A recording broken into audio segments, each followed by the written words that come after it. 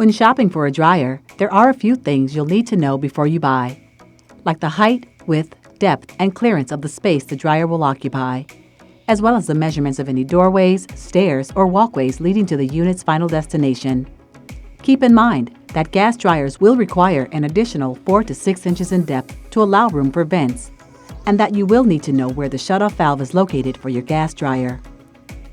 If the dryer is installed next to a washer, you'll need to accommodate for an inch on either side. If you plan on stacking it, you'll have to add a stacking kit. You should also know how your dryer is powered. All washers are electric, but dryers can be powered two ways, gas or electric. The best way to tell is to look behind the unit. If you see a gas line and the dryer is plugged into a standard 110-volt power source, your dryer is gas. But if the plug is larger than normal, more rounded or oddly shaped, and there is no gas line present, your dryer is electric.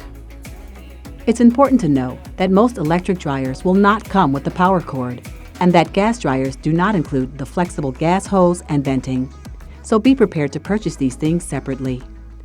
Apt will not use existing parts for new appliance hookups. If you purchase a dryer with the steam feature, you may also need to add an additional steam dryer hose. This last tip is especially important if this is a first-time electric dryer purchase, or you're replacing an existing electric dryer.